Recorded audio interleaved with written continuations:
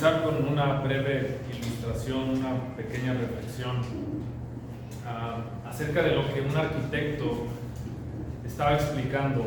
Y pues yo no sé mucho de esto, ¿verdad? Yo no soy arquitecto, ingeniero, pero escuché que este arquitecto estaba hablando acerca de que lo más importante en cualquier construcción no son las paredes, ¿verdad?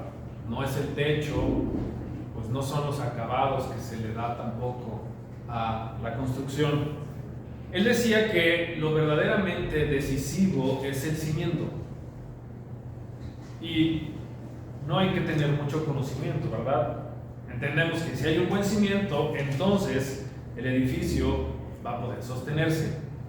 Un edificio puede parecer muy bonito, muy bien diseñado, muy bien ejecutado por fuera, imponente a veces, ¿no? Pero si carece de un fundamento firme, pues tarde que temprano se va a venir abajo. Si viene un temblor, si viene una tormenta, es casi seguro que se va a desplomar. ¿Sabes? Esto nos lleva a pensar que sucede igual con la vida espiritual y con la iglesia especialmente. ¿Por qué? Porque podemos tener un montón de actividades, un montón de ministerios, un montón de programas y sabes que incluso un nombre reconocido en la ciudad. Pero si no estamos cimentados, edificados sobre el fundamento sólido, todo eso se va a desmoronar en algún momento. El apóstol Pablo lo dijo con total claridad en 1 Corintios capítulo 3 versículo 11. Pues nadie puede poner otro fundamento que el que ya está puesto. ¿Quieres saber cuál es? Él lo dijo. El cual es Jesucristo. Mira, ¿qué tiene que ver con lo que leímos hace un momento?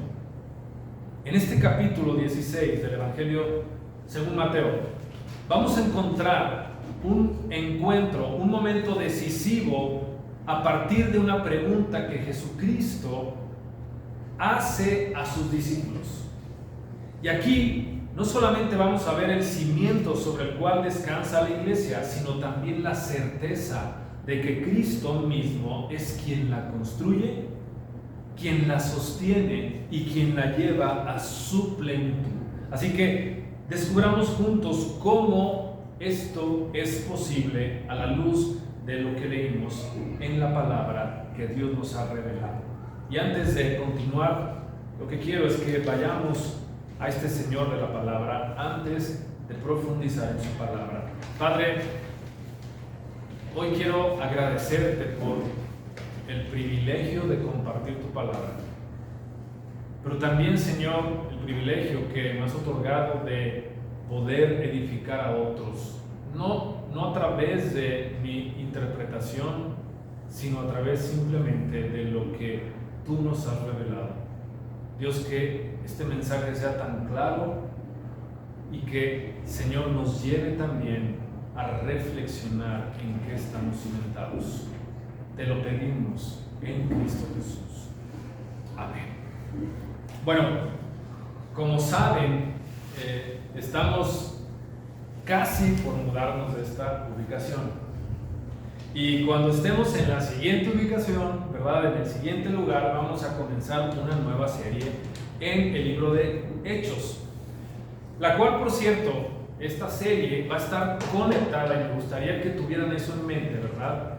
Con el propósito que tenemos como Sola Gracia. Pero en tanto que eso ocurre, voy a compartir un par de mensajes que de alguna manera son preparatorios para esta nueva serie en Hechos y que tienen como finalidad y propósito dos cosas. Primero, que nos ayuden a ilustrar la identidad y el fundamento de la iglesia, que es lo que vamos a ver el día de hoy. Y segundo, que nos ayuden a visualizar la misión y el poder que tiene la iglesia.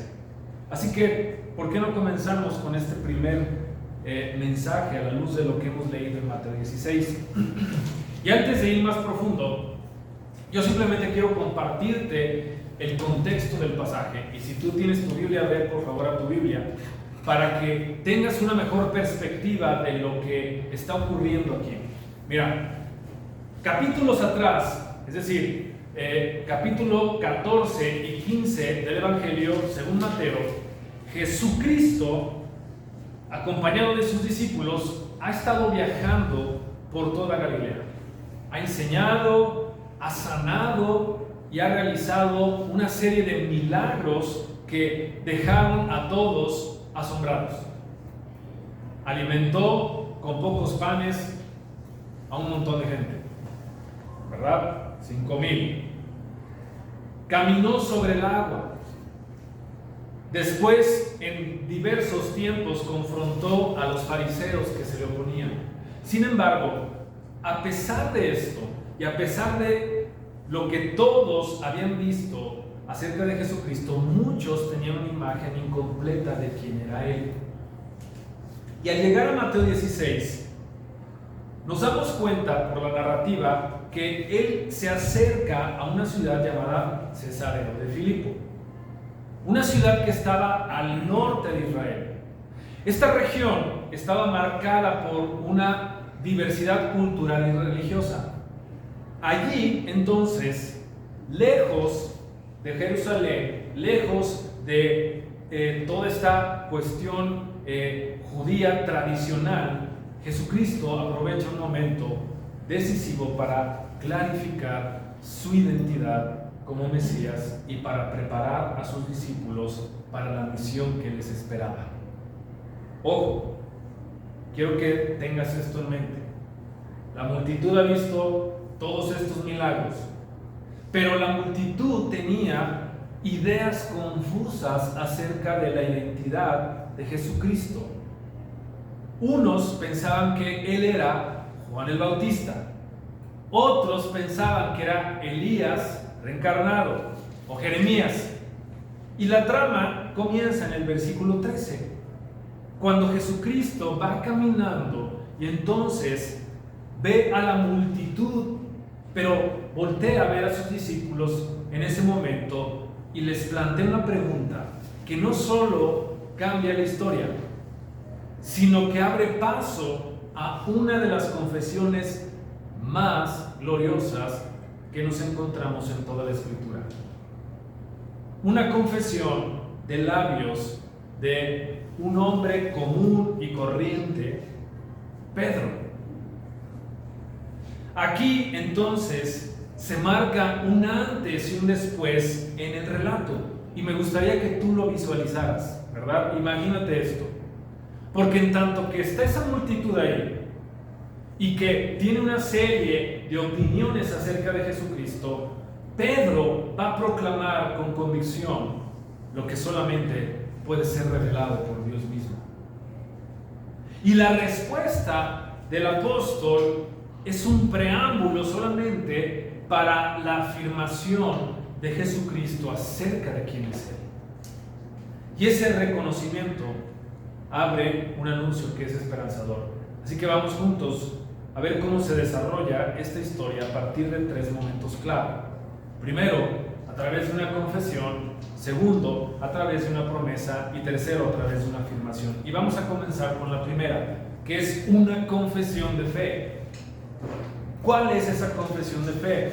Reconocer a Cristo. En el versículo 16, dice esto: Simón Pedro respondió. ¿Recuerdas que te dije? Jesucristo le está preguntando a sus discípulos: ¿quién creen que soy yo? Entonces él responde: tú eres el Cristo, el Hijo del Dios viviente. Ahora, Pedro sabía que la opinión de la multitud, aunque era complementaria, ¿verdad?, no era precisa. Era complementaria de lo que era Jesucristo, pero no era precisa. Como dije hace un momento, toda esta gente pensaba que Jesucristo era Juan el Bautista y no sabían mucho acerca de él. No sabían que Jesucristo, ¿verdad?, y Juan habían ministrado juntos al mismo tiempo. Pero unos creían que era Juan el Bautista. Otros creían que era Elías, uno de los profetas. Otros que Jeremías. ¿Por qué creían esto? ¿Por qué mencionar a estos profetas? Bueno, porque estos profetas fueron reformadores nacionales, que realmente se enfrentaron en su tiempo a los gobernantes corruptos. Les hicieron frente, ¿verdad? Los confrontaron. Entonces, algunos creían que Jesús era un heraldo, un enviado del arrepentimiento nacional. Y como Juan el Bautista, ¿verdad?, en su momento, algunos pensaban que Jesucristo era otro obrador famoso de milagros. Algunos pensaban que Jesús era alguien que hablaba palabras de Dios, como Jeremías. Y quizás cuando ellos tenían la opinión de Jesucristo, ¿verdad?, en estos roles que ellos mismos le habían puesto, pues tenían la esperanza de que este era un Mesías político que iba a derrotar a los poderes corruptos que oprimían a Israel. Esta era la mentalidad de la gente al respecto de Jesucristo. Y la tendencia general en todas estas respuestas que la gente daba era subestimar realmente la identidad de Jesús. Darle una medida de respeto y honor, sí, pero no llegarlo a honrar por lo que realmente es. Porque Jesús era mucho más que Juan el Bautista, que Elías o que cualquier otro profeta. Él era más que un simple reformador nacional, más que alguien que simplemente obraba milagros, ¿verdad?, más que un profeta. Él era el Cristo. En el griego, Cristo significa el ungido. En hebreo, significa el Mesías. Y podemos suponer que este fue un entendimiento al que Pedro y después otros discípulos llegaron con el tiempo. Quiero que recuerdes algo. Al principio, Pedro y todos los demás discípulos fueron llamados por el propio Jesucristo para que le siguieran. ¿Recuerdas? En algunos evangelios se narra cómo es que Él les llama a los discípulos. Él era un rabino respetable y remarcable y muy inusual en esos tiempos. Pero Él les llamó a ellos. ¿Y qué era lo que hacían los rabinos? Bueno, simplemente pues compartían sus enseñanzas, ¿verdad? Y lo que hacían es que caminaban juntos y todos los discípulos iban detrás del maestro, ¿verdad?, escuchando lo que él estaba hablando y aprendiendo de esta manera de él. Así es que comenzó entonces la relación de los discípulos con Jesucristo. Pero al cabo del tiempo, ellos se fueron comprometiendo con él. Eran sus estudiantes, pero a la vez eran aquellos que estaban siguiendo todas sus enseñanzas, como se practicaba en ese tiempo. Pero con el paso del tiempo, Pedro entendió que Jesús no era de hecho solamente todos estos títulos que le daba la gente, era algo más. Él dijo que era el Cristo, el Hijo del Dios viviente. ¿Sabes? Este título, que es en el griego huios, significa alguien que comparte la misma naturaleza que el Padre. Así que esta declaración de parte del apóstol es sumamente profunda como reveladora. Pedro comprendió que Jesucristo no solamente era el obrador de milagros, no solamente era el reformador nacional, ¿verdad? Era el Hijo de Dios, pero también era Dios mismo. Los judíos correctamente pensaron que para recibir el título Hijo del Dios viviente en un sentido único era reclamar la deidad misma. Pero lo que llama la atención es que Pedro no solamente hizo esa declaración por su inteligencia o por el discernimiento que fue formando, sino que Jesucristo mismo le dijo que fue una intervención divina. Versículo 17: no te lo reveló carne ni sangre, sino mi Padre que está en los cielos. Es decir, Jesús está manifestando que el apóstol habló por inspiración divina, aún sin que él mismo supiera lo que estaba diciendo en ese momento. En esto, entonces, Pedro fue genuinamente bienaventurado, como Jesucristo lo menciona. ¿Por qué? Tanto por la propia percepción que él tuvo, como la manera por la cual le llegó esa percepción. Mira, a menudo pensamos o esperamos que Dios nos hable de maneras tan extrañas y sobrenaturales, ¿verdad? Yo no sé si en algún momento tú lo has pensado. Es que Dios no me habla, Dios no está hablándome. Y a veces creemos que quiere hablarnos, ¿verdad?, al oído y susurrarnos. Pero aquí Dios habló a través de un hombre, Pedro, y lo hizo tan naturalmente que ni siquiera él se dio cuenta de que era el Padre en los cielos quien se lo había revelado. La gente tenía su propia opinión acerca de Jesús.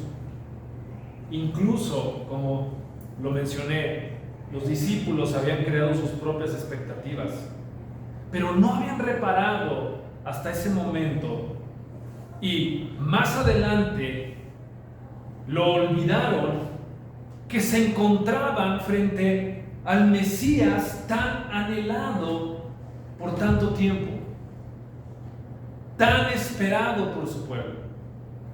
No habían caído en cuenta que convivían con el propio Hijo del Altísimo, quien por definición es Dios mismo. Así que la confesión de Pedro produjo seguridad, pero también reveló la promesa que Cristo ofrecía. Y esto se conecta con la vida de todo aquel que ha puesto su confianza en la persona de Jesucristo, que reconoce que Él es el Mesías, el Hijo del Dios Altísimo, el Redentor, el Rey de Reyes y Señor de Señores. ¿Sabes? Esta confesión tampoco procede de un conocimiento amplio, ¿verdad?, de la Biblia o de la Escritura o de la teología, sino más bien de un entendimiento que es privilegiado por la obra del Espíritu Santo, que redime el corazón del hombre para que pueda reconocer quién es este Jesucristo. Sí, que una confesión verdadera produce seguridad, pero también revela la promesa que Cristo da. Y esta es la segunda parte que quiero compartir contigo. Pasa de una confesión a una promesa de edificación. Versículo 18, dice la Escritura: yo también te digo, estas son palabras del propio Jesucristo, yo también te digo que tú eres Pedro, y sobre esta roca edificaré mi iglesia, y las puertas del Hades no prevalecerán contra ella. Mira, Jesús aquí está haciendo un juego de palabras con una palabra que es Petro, que en griego significa piedra pequeña, como las piedras que se meten en nuestros zapatos, ¿verdad?, cuando andamos allá en la calle. Y Petra es la otra palabra que él usó, que esta es una piedra sólida, nativa, que se eleva desde lo profundo de la tierra, es decir, una roca de fundación. Esto no solamente es el reconocimiento del nombre romano de Pedro, ¿verdad?, también es una promesa de la obra que Dios haría en Pedro. Aunque es poco probable, Pedro era una roca quizás por su temperamento, pero se convertiría en una roca. Este es el juego de palabras que Jesucristo está usando. El Señor había y estaría transformando su carácter naturalmente, ¿verdad?, extremo en algo sólido y confiable. Ahora, quizás tú has escuchado este texto en alguna otra ocasión y sí, ha sido usado y abusado de manera recurrente. Según los expertos, ¿verdad?, hay 4 interpretaciones principales de este juego de palabras. La primera es la confesión de Pedro de que Jesús es el Cristo, ¿verdad?, como lo leímos anteriormente en el versículo 16, es decir, Él es la roca sobre la cual se edifica la iglesia. La segunda interpretación dice que Jesús mismo es la roca y de alguna manera está ligada, ¿verdad?, a esta. La tercera es que Pedro, como apóstol representante, es el fundamento de la iglesia. Esta ha sido otra interpretación. Y la cuarta es que Pedro representa por su confesión al tipo de persona sobre la cual se va a construir la verdadera iglesia. Mira, quiero ir más detallado. La primera y la segunda interpretación a menudo se defienden solas, ¿verdad?, señalando que el nombre de Pedro, Petros, roca pequeña, como dije, y la roca Petra, ¿verdad?, es este juego de palabras, pero está simplemente apuntando hacia quién es la roca. Es decir, Jesús le está diciendo: sobre esta roca, no sobre ti, sobre mí, sobre esta roca edificaré mi iglesia. Pero, ¿sabes? Esta diferencia en el lenguaje no es significativa, y aquí sería irrelevante simplemente profundizar, porque la conversación fue originalmente en el arameo. La tercera posibilidad que mencioné es poco probable, porque Jesús se describe a sí mismo en este pasaje como el fundamento, como el que edifica la iglesia. Y la cuarta simplemente es descartable, porque Pedro, por su propio testimonio, no se veía a sí mismo como la roca en la que se iba a edificar la iglesia. Él escribió tiempo después que los creyentes son como rocas vivientes, pero que Jesucristo es la piedra viva, es la piedra del ángulo. Es decir, de alguna manera, Él está asegurando que Él había sido el primer creyente, que Él fue la primera roca entre muchas otras rocas. Y quiero que veas esta evidencia al respecto de cómo Pedro y otros discípulos, ¿verdad?, reconocen a Jesucristo como la roca del ángulo, como la piedra angular. Y para eso vamos al Nuevo Testamento. Y usa tu Biblia, por favor, o simplemente escucha. Mira, la primera de ellas, la primera evidencia, que encontramos en el Nuevo Testamento está precisamente en Primera de Pedro, capítulo 2, versículos 4 al 5. Y Pedro está escribiendo esto: y viniendo a él como una piedra viva, desechada por los hombres, pero escogida y preciosa delante de Dios, también ustedes, como piedras vivas, son edificados como casa espiritual para un sacerdocio santo, para ofrecer sacrificios espirituales aceptables a Dios por medio de Jesucristo. Esta no es la única evidencia, ¿verdad?, que encontramos en las Escrituras y que señalan a Cristo como la piedra de fundación y la cabeza de iglesia. Hay muchas más. Por ejemplo, Pablo escribe en 1 Corintios capítulo 10, versículo 4. Perdón que no aparece en la pantalla, pero no podemos de alguna manera usar la presentación para eso, no sé por qué. Bueno, 1 Corintios 10, 4 dice: y todos bebieron la misma bebida espiritual, porque bebían de una roca espiritual que los seguía. La roca era Cristo, dice Pablo. Pablo está recordando en este pasaje la historia de Israel en el desierto y afirma que la roca que acompañó al pueblo de Dios le proveyó tanto la vida como el sustento, y era el mismo Cristo. Esto muestra entonces que Jesús es fuente de vida y fundamento de su pueblo. Pero también encontramos otro pasaje interesante, 1 Corintios capítulo 3, versículo 11. Dice Pablo: pues nadie puede poner otro fundamento que el que ya está puesto, el cual es Jesucristo. Pablo ahora está hablando del ministerio y de cómo la iglesia es edificada sobre un fundamento, es decir, Cristo, la piedra angular. Esto refuerza la idea de que la roca es el mismo Cristo, ¿verdad? Otro pasaje, Efesios capítulo 2, versículos 19 al 20. Dice: así pues, ustedes ya no son extraños ni extranjeros, sino que son conciudadanos de los santos y son de la familia de Dios.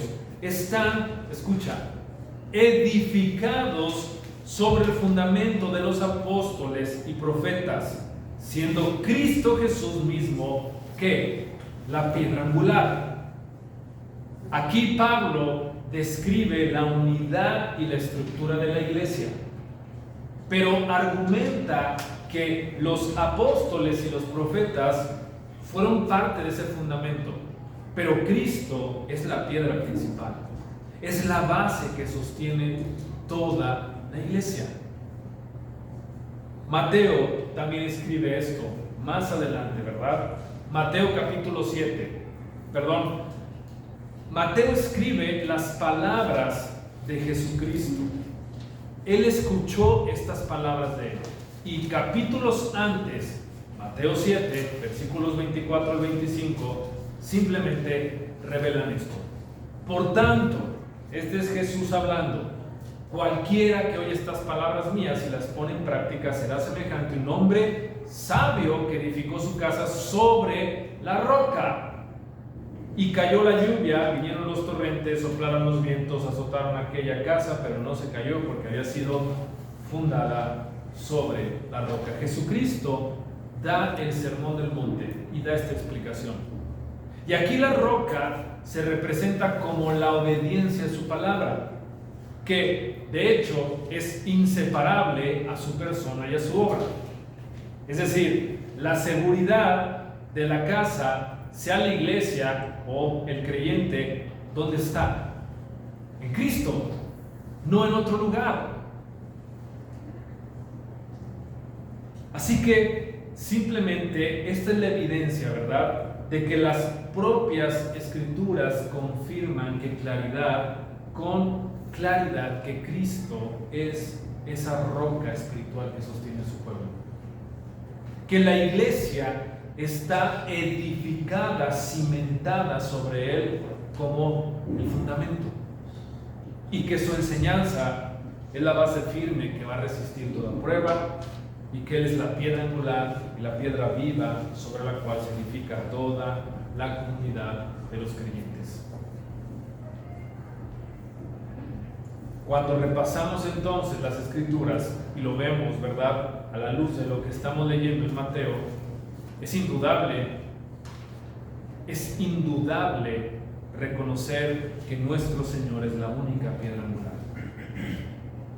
Pedro, aunque fue un instrumento crucial para la expansión inicial, ¿verdad?, del cristianismo, no es el fundamento sobre el cual se edifica la iglesia.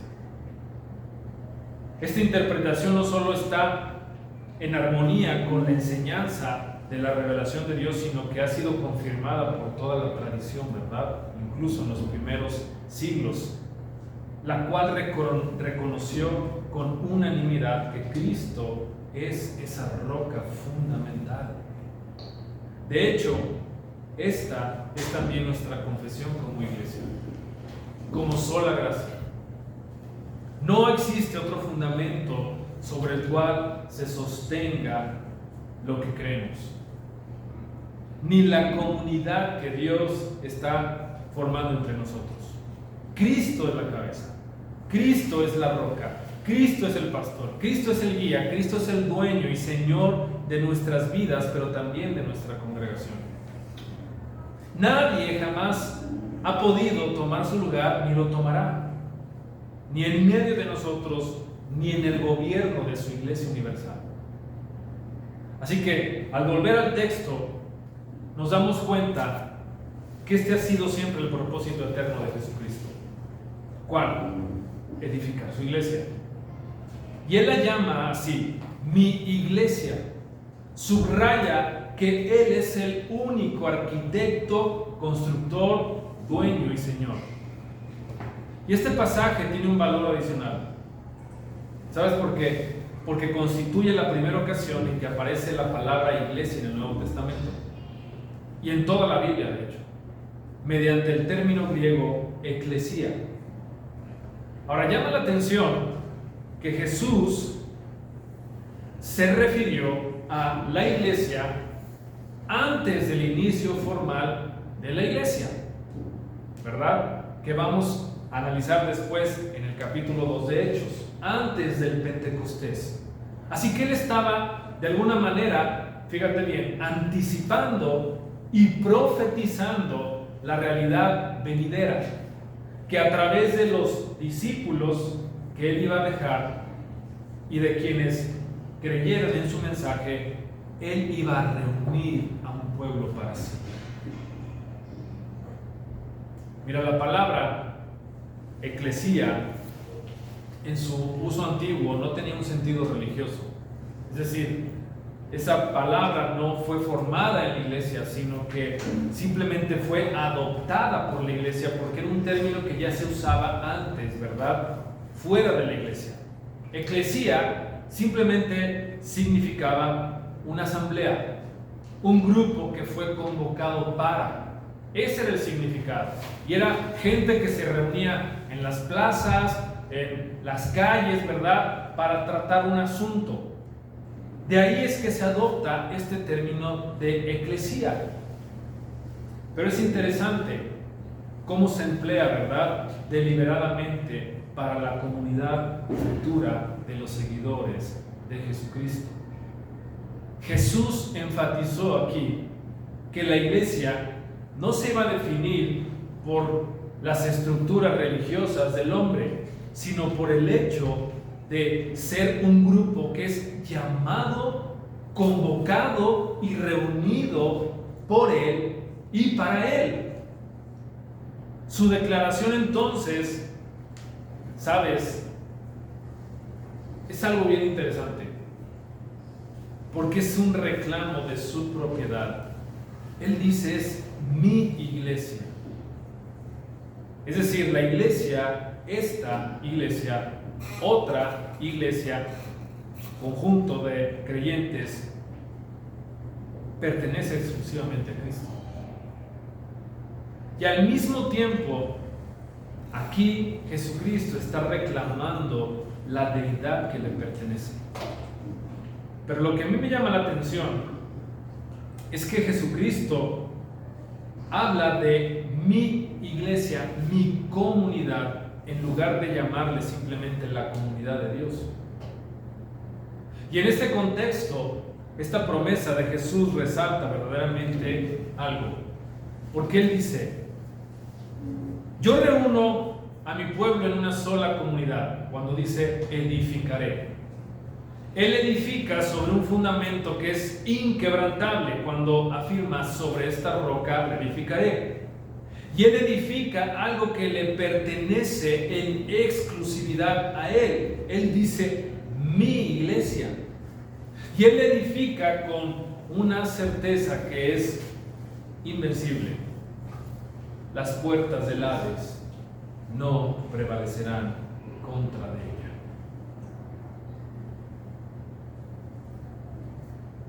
Quiero decir que cuando Jesucristo está hablando de las puertas del Hades, este tiene un significado, ¿verdad?, en aquel tiempo.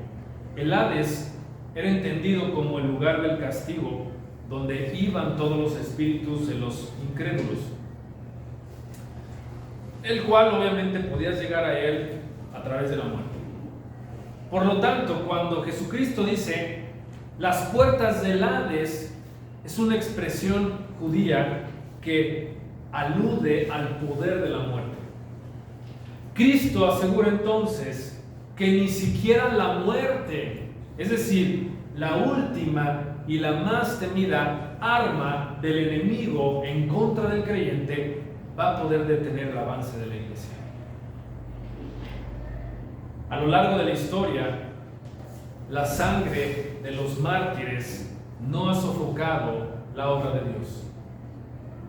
Al contrario, ha avivado su crecimiento en número y en poder espiritual. Y simplemente tú puedes voltear a ver lo que ocurre en Medio Oriente. Muchos creyentes están muriendo a causa de su fe, pero esto no ha decrecido la iglesia. Al contrario, ¿sabes? En Irán, en estos lugares donde es impensable, la iglesia está proliferando.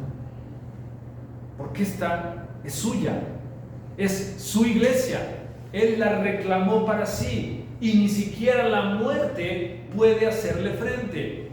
¿Sabes? Esta promesa es una fuente de profunda seguridad para nosotros como creyentes. Ni las fuerzas de la muerte ni las tinieblas van a prevalecer contra la iglesia ni la van a poder conquistar.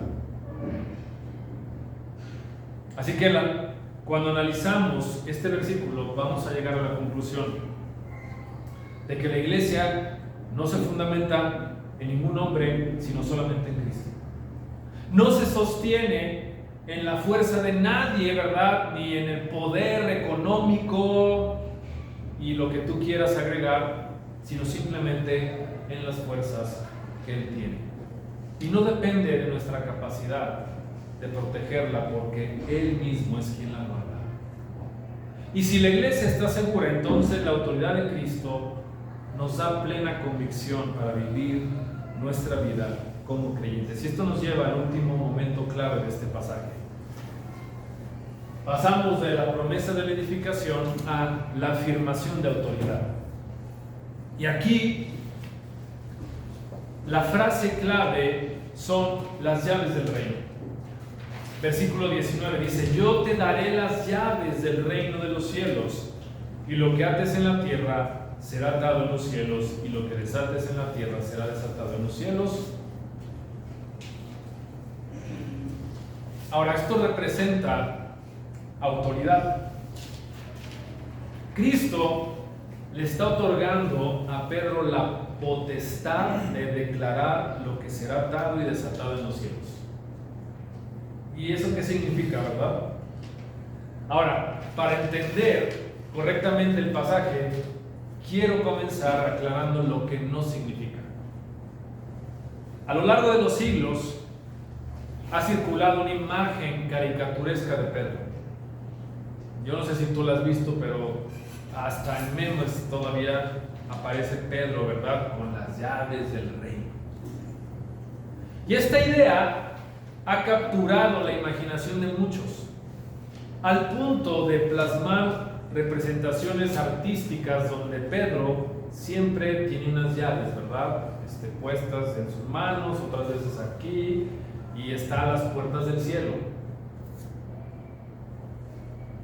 Incluso muchos lo pintan de esa manera, ¿verdad? Es el guardián del cielo, admitiendo o rechazando a quienes desean entrar. Y algunos han interpretado que este pasaje significa que Pedro tiene entonces la autoridad para permitir o impedir la entrada al cielo, lo cual es completamente erróneo. Otros sostienen que por este pasaje Pedro fue nombrado como el primer papa y sus supuestos sucesores heredaron las llaves que les fueron confiadas. ¿Sabes? No es casualidad que la insignia papal de la Iglesia Católica Romana se componga de dos llaves prominentes que están cruzadas. ¿Lo has visto? Bueno, es cierto que Pedro tuvo un lugar especial entre los discípulos y gozó de ciertos privilegios. Por ejemplo, casi siempre aparece como el primero en la lista de los apóstoles, ¿verdad? Bueno, él fue quien abrió de alguna manera las puertas del reino a los judíos con el Evangelio. También a los gentiles, como vemos y vamos a ver en el libro de Hechos. Sin embargo, quiero decir algo. No hay ningún argumento bíblico que sostenga que su privilegio y autoridad hayan sido transferidos a otros después de él. No hay, ¿verdad? Dicho de otra forma, Jesús le dio las llaves a Pedro, pero no le dio la facultad de transmitirlas a sus generaciones futuras. No hay ni siquiera un susurro en las Escrituras que indique esa transferencia. Entonces, ¿qué sí significa el pasaje? Ya vimos lo que no significa. Bueno, significa que Jesucristo no solo le está transfiriendo autoridad a Pedro, sino también a los demás discípulos, e incluso, ¿sabes?, de manera derivada a toda la comunidad de creyentes. Eso es lo que significa este pasaje. Porque aquí Jesús está reafirmando la promesa de Juan 20:23, donde le otorga a sus discípulos la autoridad para perdonar o para retener los pecados. Ahora, no quiero que malinterpreten esto. Nadie puede perdonar los pecados sino solamente Dios, ¿verdad? Solamente Jesucristo a través de su obra redentora. Pero quiero explicarlo, y esto nos va a llevar un poco de tiempo. Porque esto que está ocurriendo aquí y lo que está pasando también en Juan 20:23 se conecta con la idea que se manifiesta en Mateo capítulo 18. ¿Has leído Mateo 18 alguna vez? Bueno, ve adelante Mateo 18, específicamente los versículos 15 y 17. Esto está conectado. Y de hecho, Mateo 18, quiero simplemente darte la pauta, es el manual para la relación del creyente con otros creyentes. Muy bien, dice versículo 15: si tu hermano peca, ve y repréndelo a solas. Si te escucha, has ganado a tu hermano. Pero si no te escucha, lleva contigo a uno o dos más, para que toda palabra sea confirmada por boca de 2 o 3 testigos. Y si rehúsa escucharlos, dilo a la iglesia. Y si también rehúsa escuchar a la iglesia, sea para ti como el gentil y el recaudador de impuestos. Aquí Cristo está dando instrucciones precisas para tratar el pecado dentro de la iglesia. ¿Ok? Entonces, ¿cuál es la conexión entre este pasaje de Mateo 18 y lo que estamos leyendo en Mateo 16? Que todo cuerpo de creyentes debidamente constituido y guiado por la palabra del Señor posee la autoridad para proceder en casos de pecado. A esto se le conoce como la disciplina eclesiástica. La disciplina eclesiástica, que es poco practicada en las iglesias de hoy, de hecho, nadie quiere practicarla, ¿verdad? Dicen que eso es algo del siglo pasado. No tiene como propósito exhibir al pecador, no, sino llamarlo al arrepentimiento y restaurarlo en su relación con Dios y con la comunidad de la fe. Por eso es que este pasaje constituye el fundamento bíblico para la disciplina eclesiástica, que está respaldada nada más y nada menos que por el propio Señor de la iglesia.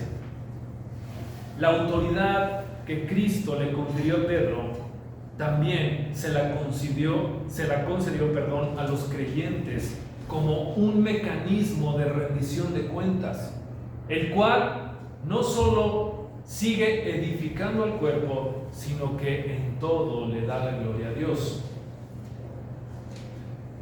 Mira, la confirmación de esta idea se encuentra en la siguiente frase del pasaje. Quiero que sigas en esa línea. Mira, todo lo que ates y desates en la tierra será atado y desatado en los cielos. Ahora, este versículo también se ha usado, ¿verdad?, de muchas otras maneras, pero no es para que podamos practicar esta práctica moderna de atar y desatar, ¿verdad?, y de declarar y no sé cuánto. No. Esto tiene que ver con lo que hemos estado analizando.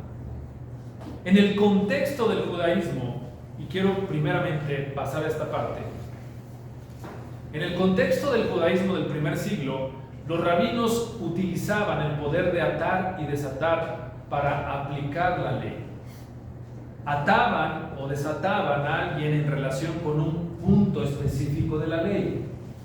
Así que Jesús lo que está diciendo es que le promete a Pedro y a los demás apóstoles que ellos van a recibir la autoridad para establecer los límites autoritativos de la comunidad del nuevo pacto. De hecho, este fue el papel de los apóstoles y de los profetas: edificar el fundamento sobre el cual iba a descansar esa iglesia. Así que el término atar y desatar eran expresiones administrativas comunes en la vida judía. Atar significaba prohibir, desatar significaba permitir. Atar era someter bajo la ley, ¿verdad? Desatar era liberar de la aplicación de la ley. Y cada judío comprendía esto. Y Jesús, como el maestro, aplicó este principio con sus discípulos. Por ejemplo, en Mateo capítulo 12, Él les permitió tomar espigas de trigo en un día de reposo. Es decir, Él está desatando, ¿verdad?, la ley. Por eso, cuando fue necesario entonces entender las leyes del antiguo pacto a la luz de la obra redentora de Cristo, Dios habló primero a Pedro. Él y los demás apóstoles, guiados por el Espíritu Santo, entonces atarían o desatarían a los creyentes con respecto a estas partes de la ley antigua. Eso es lo que significa este pasaje. Eso se aplica desde luego a los límites que debe tener la propia iglesia. Entonces, la próxima vez que tú escuches atar y desatar, ¿verdad?, que es usado de una manera que no es bíblica, pues tú puedes ya compartir qué sí significa atar y desatar. Así que este pasaje nos ha enseñado que Cristo da la dirección a su iglesia, pero también provee los fundamentos para la disciplina y autoridad para que se pueda vivir conforme a su palabra. Nada externo puede separarnos de Él, porque la autoridad que Él confiere a su pueblo tiene como propósito preservarlo en fidelidad y para su gloria. Y al mirar estos versículos, yo quiero invitarte a repensar: ¿dónde está tu seguridad? ¿Dónde está tu identidad? ¿Dónde está tu misión? Sabes, comienzan y terminan en Cristo como la roca. Somos miembros de una iglesia fundada por Él.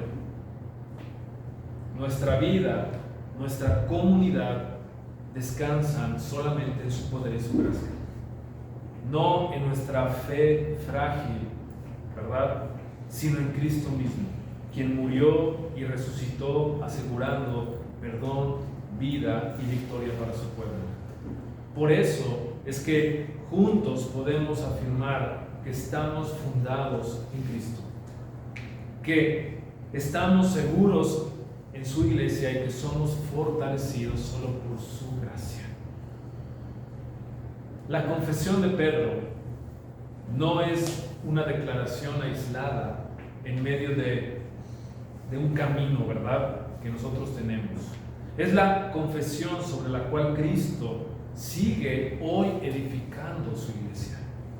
Jesús nos recuerda que la iglesia no es producto de un proyecto humano, ni depende tampoco del liderazgo, ¿verdad?, de hombres imperfectos, ni de los ánimos que estos líderes tienen, ¿verdad?, y que son muy cambiantes, sino es Cristo quien la edifica.